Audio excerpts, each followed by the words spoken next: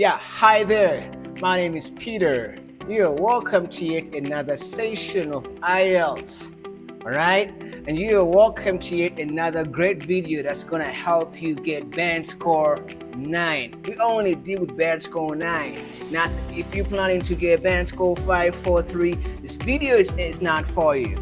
And remember, we have posted 2 videos so far, and we're still talking about fluency and coherence. And you know how to get the marks for fluency and coherence in part 1, in part 2, but we never told you how to get those marks in part 3. So today we're going to show you how to get the marks for fluency and coherence in IELTS speaking part 3. So get your pen, get your paper, sit tight, keep your eyes fixed, and take note, because this video is going to help you change.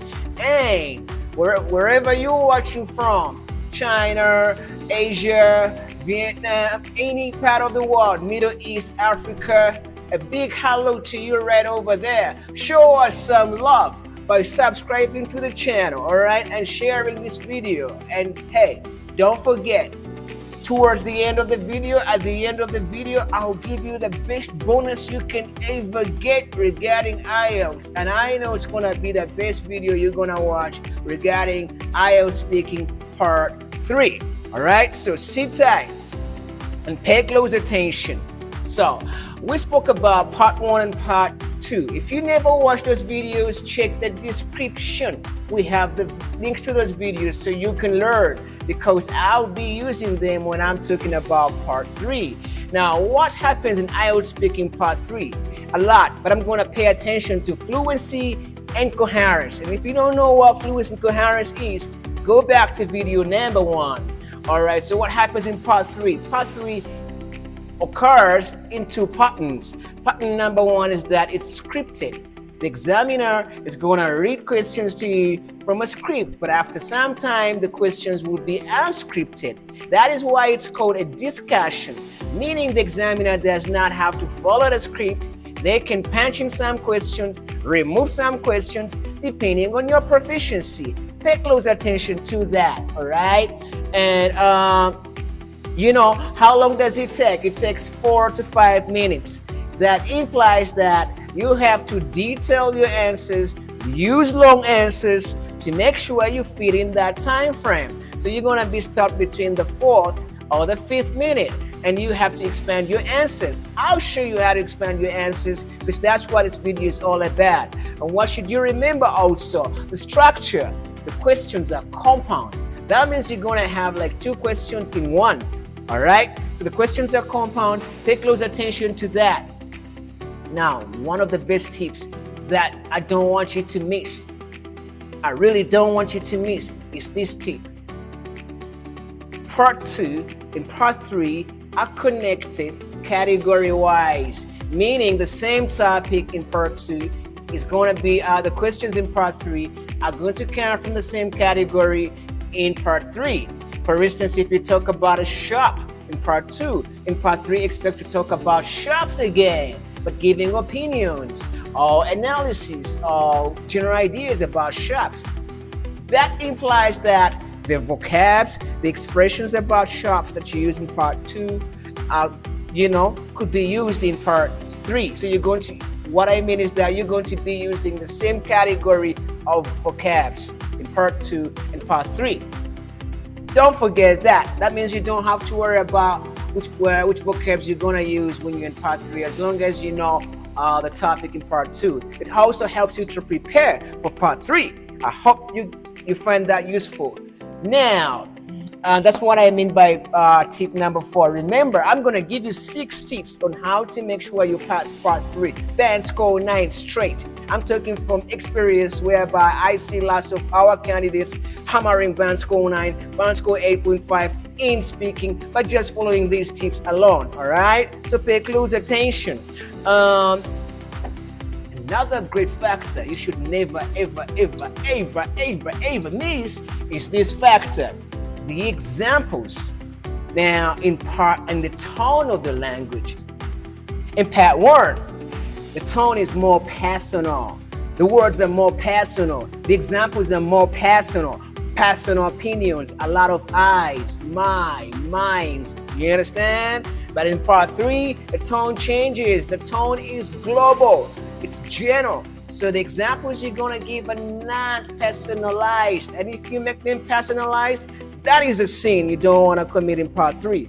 Reason being, they're asking for general examples. So I advise you to either give general examples, global examples, or situation examples, or current affairs.